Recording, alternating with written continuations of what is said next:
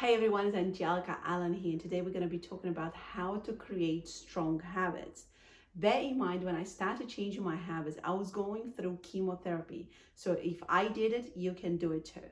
So I'm going to give you three simple steps so you can really start creating some strong habits, and from that point on start building up this massive set of habits that will keep getting your life, your body, mind, and soul better and better and better. So the first thing that I really believe is crucial is to focus on one area of your life.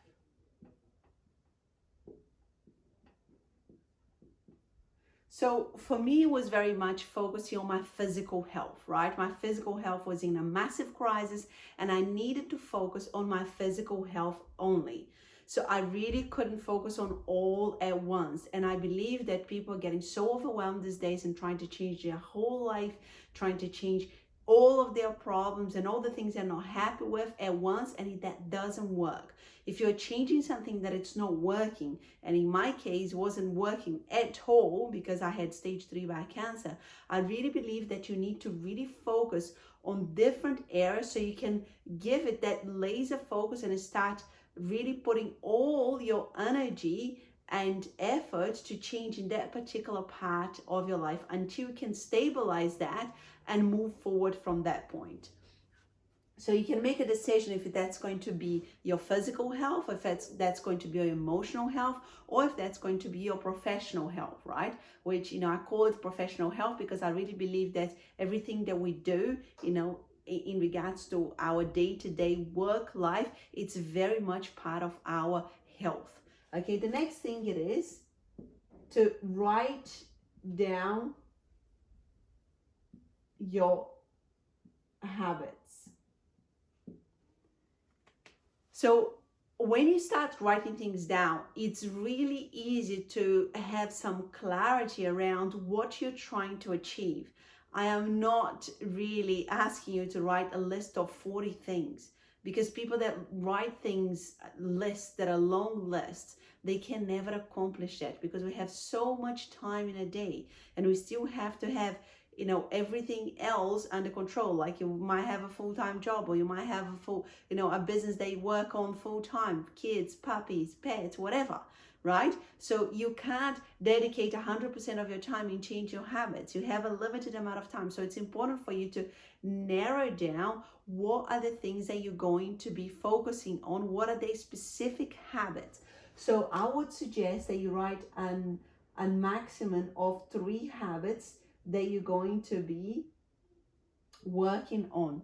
So let's say for me, physically, I started with my breakfast only. That was it. I start changing just my breakfast. So, I gathered all the information. What was the best breakfast for me? What was the best breakfast that I could incorporate my whole family, my kids and husband as well, in the journey with me. So it was really down to the detail like that. And if you want some ideas on, on what to eat for breakfast, lunch, dinner, and snacks, there is a link below where you can get my menu, which is what I eat right now, 4 years after my diagnosis, myself, my kids, and husband. So just really think about, what are the particular habits that I'm going to change. For me was, like I said, the food was the first thing I tackled because food is our fuel, and because my health was in crisis, I needed to get my fuel right. So I started very much focusing on that only, okay? So now, after you write things down, and you've got your focus, you write things down, I would suggest you start with small steps.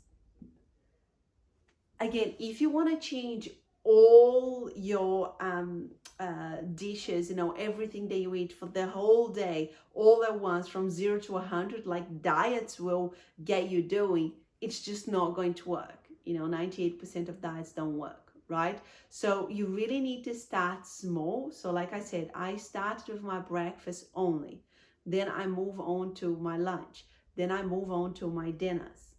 Okay, because lunch was easy because I was at home, the kids were at school, so I could do, you know, my own thing. But dinner was a little bit more complicated because I needed, you know, my kids to be on board with me, my husband and everything. Okay, so start small.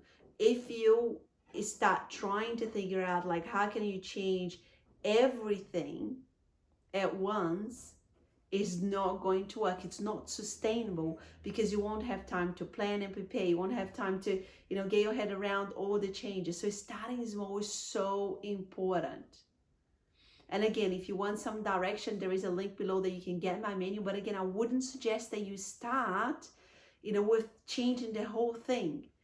Start with one meal, whatever meal you choose, and then from that point, once you have done that, I would say for a couple of weeks, and you feel, you know, good about it, and you feel great, and you feel in control, and you feel you can easily prepare that, and you can easily fit in with your schedule, then you move on to the next one. So before you know, you will be creating this set of habits that are, you know, just on automatic pilot, that you don't have to think so hard about it, that you don't have to, you know, drag yourself to do it. It becomes part of who you are, which is the objective of, you know, creating new habits and creating strong habits, things that you do sustainably and they keep doing sustainably for the long term. Guys, hopefully this is helpful. Thank you so much for watching, and I'll see you on the next one. Take care.